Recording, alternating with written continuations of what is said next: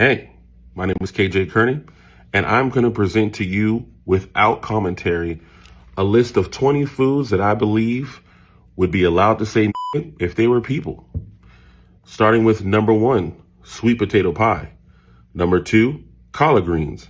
Number 3, grits. Number 4, yakameen.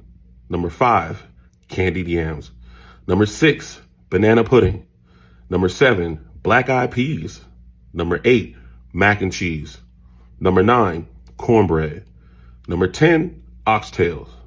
Number 11, okra. Number 12, peanuts. Number 13, jollof. Number 14, watermelon. Number 15, coffee. Number 16, chocolate. Number 17, spaghetti.